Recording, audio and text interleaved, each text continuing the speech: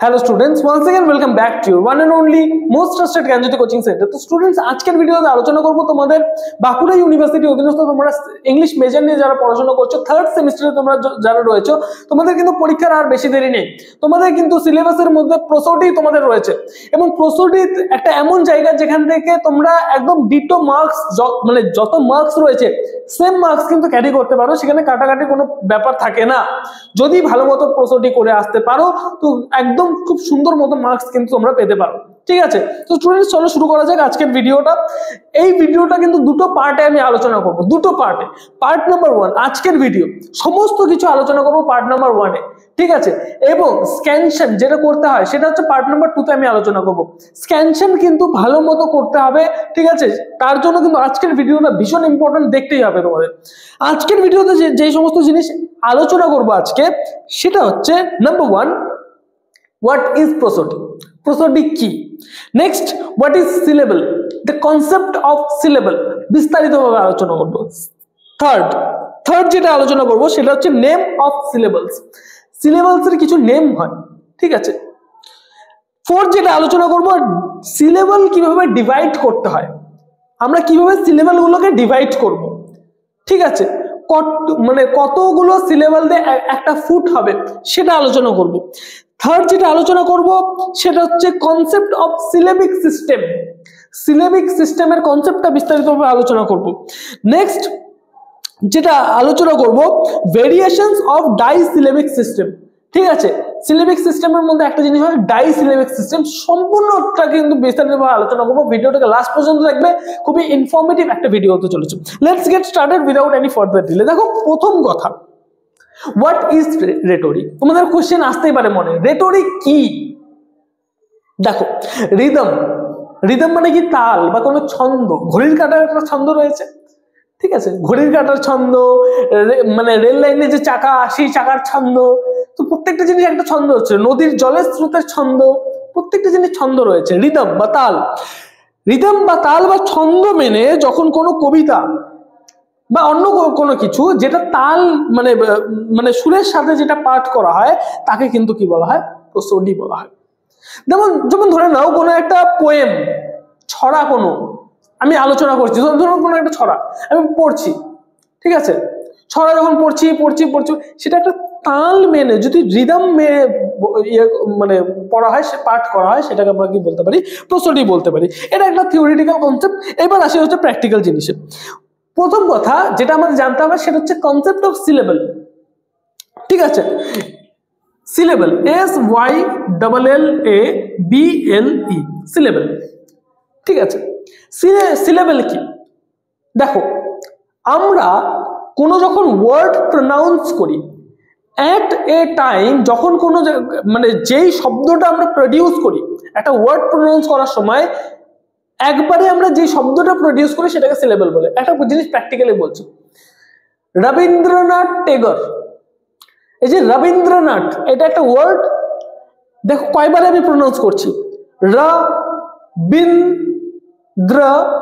তিনটা সিলেবল হলো, রবীন্দ্রনাথ, রবীন্দ্রনাথ। রা হচ্ছে একটা সিলেবল, বিন হচ্ছে একটা সিলেবল, দ্র হচ্ছে একটা সিলেবল, তিনটা, নাথ হচ্ছে একটা সিলেবল। এখানে কিন্তু এরকম বলা যাবে না নাথ, না। মানে এট এ টাইম আমরা যতগুলো ওয়ার্ড মানে যেই শব্দটা প্রডিউস করি একটা ওয়ার্ড প্রনাউন্স করার সময়, সেগুলোকে বলা হচ্ছে সিলেবল। দেখো, রবীন্দ্রনাথ, ঠিক আছে, রবীন্দ্রনাথ, রা হচ্ছে একটা সিলেবল, বিন হচ্ছে একটা সিলেবল, দ্রা হচ্ছে একটা সিলেবল, নাথ হচ্ছে একটা সিলেবল। এখানে কটা সিলেবল রয়েছে? মোট 4টা রয়েছে। পাখি, আমি যদি বলি পাখি, কটা সিলেবল? পাখি, 2টো সিলেবল। বার্ড যদি আমি বলি BIRD, বার্ড যদি বলি, এখানে কটা সিলেবল? একটা সিলেবল। দেখো, বার্ড এইভাবে কিন্তু উচ্চারণ করবো না আমরা কিভাবে উচ্চারণ করবো? বার্ড, একটা সিলেবল, ঠিক আছে। আমি যদি বলি পাইনঅ্যাপল, 2টো সিলেবল লিখে দেবো, পাইনঅ্যাপল, 2টো সিলেবল। বোঝা গেল? তাহলে সিলেবল আমরা কনসেপ্ট বুঝতে পারলাম। এইবার আসি হচ্ছে নেম অফ সিলেবলস। সিলেবেলের নামগুলো সম্পর্কে আলোচনা করবো এবার।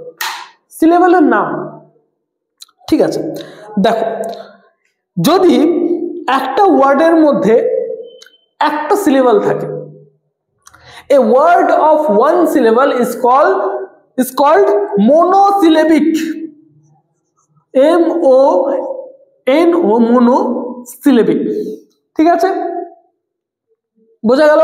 monosyllabic, SYLLABIC, monosyllabic. A word with two syllable is called disyllabic, ঠিক আছে, disyllabic, DISYLLABIC, disyllabic, বোঝা গেল? তাহলে তার মানে আমি কি বললাম, একটা ওয়ার্ডের মধ্যে যদি একটা সিলেবল থাকে, যেমন বার্ড, এটা কি মনোসিলেবিক বা মনোসিলেবল। একটা ওয়ার্ডের মধ্যে যদি দুটো সিলেবল থাকে, পাইনঅ্যাপল, পাইন একটা সিলেবল, 2 নম্বর হচ্ছে অ্যাপল, পাইনঅ্যাপল, একটা ওয়ার্ড মনোসিলেবিক, দুটো যদি থাকে সেটা হচ্ছে ডাইসিলেবিক। একটা ওয়ার্ডের মধ্যে যদি তিনটা সিলেবল থাকে, তিনটা সিলেবল থাকে সেটাকে বলবো আমরা ট্রাইসিলেবিক, TRISYLLABIC, ট্রাইসিলেবিক। চারটা যদি থাকে, যেমন রবীন্দ্রনাথের চারটা, এটা কি বলবো, এটাকে বলবো আমরা টেট্রাসিলেবিক, TETRA, টেট্রাসিলেবিক, টেট্রাসিলেবিক। যদি একটা ওয়ার্ডের মধ্যে 5টা সিলেবল থাকে, সেই ক্ষেত্রে আমরা বলবো, এগুলো সবাই নোট ডাউন করে নেবে, ভেরি ভেরি ইম্পর্টেন্ট কনসেপ্ট। 5টা যদি সিলেবল থাকে সেটাকে আমরা বলবো হচ্ছে পেন্টাসিলেবিক, PENTA, পেন্টা, ঠিক আছে। আমার পেনটা নিয়ে আয়, প্যান্ট না কিন্তু পেন, আমার পেনটা নিয়ে আয়, প্যান্টটা না কিন্তু। তাহলে পেন্টাসিলেবিক হচ্ছে 5টা সিলেবল যদি থাকে একটা ওয়ার্ডের মধ্যে, সেটাকে আমরা বলবো পেন্টাসিলেবিক। একটা ওয়ার্ডের মধ্যে যদি 6টা সিলেবল থাকে, তাহলে আমরা সেটাকে বলবো হেক্সাসিলেবিক, HEXA, হেক্সাসিলেবিক, বোঝা গেল? তাহলে আমাদের মানে 6টা থেকে 7টা, এর থেকে বেশি কিন্তু প্রয়োজন আমাদের কিন্তু পড়ে না, ঠিক আছে। 6টা ম্যাক্সিমাম 6টা, তোমাদের এর থেকে বেশি প্রয়োজন পড়বে না। তাহলে একটা ওয়ার্ডের মধ্যে যদি একটা সিলেবল থাকে, যেমন বার্ড, সেটা হচ্ছে মনোসিলেবিক। দুটো সিলেবল যদি থাকে, a word with 2 syllable is called disyllabic, a word with 3 syllable is called trisyllabic, a word with 4 syllable, যেমন এটার মধ্যে আছে রবীন্দ্রনাথ, এখানে 4টা সিলেবল আছে, তার মানে এখানে টেট্রাসিলেবিক। যদি 5টা হয় তাহলে পেন্টা, যদি 6টা হয় তাহলে হেক্সা, বোঝা গেল? চলো নেক্সট আমরা যেটা করব সেটা হচ্ছে আমাদের সিলেবল কিভাবে ডিভাইড করতে হয়। সিলেবল কিভাবে ডিভাইড করতে হয়, আমি একটা ওয়ার্ড দিচ্ছি, সেটা হচ্ছে দেখো, alone, alone, all,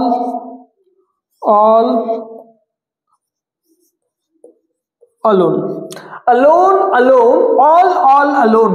দেখো ফার্স্ট ওয়ার্ডটা আমি যদি প্রোনাউন্স করি তাহলে দেখো দুটো সিলেবল বের হয়, alone, alone, দুটো সিলেবল আছে, তাহলে এখানে হচ্ছে দুটো সিলেবল। তাহলে আমরা সিলেবল কিভাবে ভাগ করব, দুটো সিলেবল, তাহলে তার মানে মাঝখানে আমরা কি করব, একটা হাইফেন দিয়ে দিব, alone, alone। তাহলে একটা ওয়ার্ডের মধ্যে যদি দুটো সিলেবল থাকে, মাঝখানে কি করব, আমরা একটা দাগ দেব।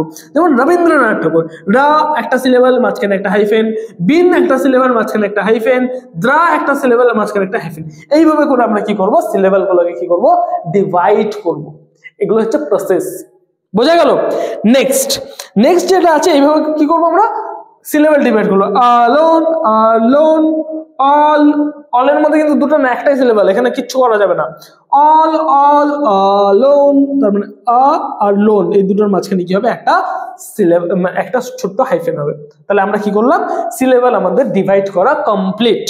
নেক্সট যেটা আসবে সেটা হচ্ছে কনসেপ্ট অফ সিলেবিক সিস্টেম এবং syllabic system. Concept of syllabic system, দেখো আমাদের দুই ধরনের সিলেবিক্স, অনেকজনের মাথার উপর দিয়ে যাচ্ছে, কি করাচ্ছে স্যার এগুলো, মাথার উপর দিয়ে যাচ্ছে, একদম এরোপ্লেনের মতো ঘুষ ঘুষ করে বেরোয় যাচ্ছে না। শুধুমাত্র দেখো, বোঝো ভালো মতো, আস্তে আস্তে দেখবে সব জলের মতো ক্লিয়ার হয়ে যাচ্ছে। পার্ট 1 পার্ট 2 দুটো দেখলে পরে কিন্তু সব জলের মতো ক্লিয়ার হয়ে যাবে। সমস্ত কিছু নোট ডাউন করে রাখো। চলো, কনসেপ্ট অফ সিলেবিক সিস্টেম। দেখো তোমাদের বেসিকলি দুটো সিলেবিক সিস্টেম তোমাদের রয়েছে, মেইনলি দুটো সিলেবিক সিস্টেম। একটা হচ্ছে ডাইসিলেবিক সিস্টেম, ঠিক আছে, একটা হচ্ছে তোমাদের ডাইসিলেবিক সিস্টেম রয়েছে, একটা হচ্ছে ট্রাইসিলেবিক সিস্টেম। সিলেবিক সিস্টেম তোমাদের মেইনলি দুটো আছে, ডাইসিলেবিক সিস্টেম, ট্রাইসিলেবিক সিস্টেম। বোঝা গেল? ডাইসিলেবিক সিস্টেমটা আমি আলোচনা করব আজকের ভিডিওতে। মানে মেইনলি তোমাদের আসে হচ্ছে ডাইসিলেবিক সিস্টেম থেকে মেইনলি আসে। বোঝা গেল? Disyllabic system. এবার এই ডাইসিলেবিক সিস্টেম যেটা রয়েছে, সেই ডাইসিলেবিক সিস্টেমের ভেরিয়েশনস গুলো যেটা রয়েছে সেটা আলোচনা করব। ডাইসিলেবিক সিস্টেম, তাহলে আমি কি বললাম, সিলেবিক সিস্টেম কয় প্রকার? দুই প্রকার, একটা হচ্ছে ডাইসিলেবিক, একটা হচ্ছে ট্রাইসিলেবিক। ডাইসিলেবিক সিস্টেমটা তোমাদের বেশিরভাগ পরীক্ষায় আসে, নিশ্চিন্ত থাকো একটা ডাইসিলেবিক সিস্টেম তোমাদের দিবে। এবার দেখো ডাইসিলেবিক সিস্টেমের মধ্যেও কিছু ভেরিয়েশন আছে, চারটা ভেরিয়েশন মেইনলি আমরা লক্ষ্য করি। মেইনলি কি চারটা ভেরিয়েশনই কিন্তু হয় ডাইসিলেবিক সিস্টেমে। একটা হচ্ছে, নাম কি লিখে রাখবে সবাই, আয়াম্বিক, IAMBIC, আয়াম্বিক। চারটা হয়, একটা হচ্ছে আয়াম্বিক, একটা হচ্ছে তোমার ট্রকি, TROCHE, ট্রকি, আয়াম্বিক ট্রকি। নেক্সট হচ্ছে স্পন্ডি, SPONDE, স্পন্ডি। বোঝা গেল? আর একটা হচ্ছে পিরিক, PY, ঠিক আছে, PYRRHIC, PYRRHIC। এই চারটা আমাদের কিন্তু ভেরিয়েশন কিন্তু রয়েছে ডাইসিলেবিক সিস্টেমে। নোট ডাউন করে নাও, আয়াম্বিক, ট্রকি, স্পন্ডি, পিরিক। এই চারটা কিন্তু তোমাদের ভেরিয়েশন কিন্তু রয়েছে ডাইসিলেবিক সিস্টেমের মধ্যে। বোঝা গেল? তাহলে আজকের এই যে ভিডিও, এই ভিডিওর মধ্যে আমরা আলোচনা করলাম যে প্রসিডি কি, আলোচনা করলাম হোয়াট ইজ সিলেবল, আলোচনা করলাম নেম অফ সিলেবলস, এই যে সিলেবলের যে নেমগুলো, মোনোসিলেবল, ডাইসিলেবল, ট্রাইসিলেবল, টেট্রাসিলেবল, পেন্টা, হেক্সা, এই সমস্ত সম্পর্কে আলোচনা করলাম। নেক্সট যেটা আলোচনা করলাম সেটা হচ্ছে কিভাবে আমরা সিলেবলগুলোকে ডিভাইড করতে পারি, এটা আলোচনা করলাম। ঠিক আছে, concept of syllabic system, syllabic system সম্পর্কে আলোচনা করলাম। দুই ধরনের আমি বললাম সিলেবিক সিস্টেম, একটা হচ্ছে ডাইসিলেবিক সিস্টেম, একটা হচ্ছে ট্রাইসিলেবিক সিস্টেম। এবার ডাইসিলেবিক সিস্টেমের মধ্যে চারটা ভাগ রয়েছে, আয়াম্বিক, ট্রকি, স্পন্ডি, পিরিক। এই চারটা সিলেবিক মানে ডাইসিলেবিক সিস্টেমের মধ্যে চারটা ভেরিয়েশন আমরা কিন্তু দেখতে পাই। এই প্রত্যেকটা ভেরিয়েশন এর পরের ভিডিওতে কিন্তু আমরা স্ক্যানশন করব। এই প্রত্যেকটা ভেরিয়েশন নিয়ে কিন্তু পরের ভিডিওতে আলোচনা করব, কিভাবে করতে হয় সমস্ত কিছু নিয়ে কিন্তু ডিটেইলসে আলোচনা করব পরের ভিডিওতে।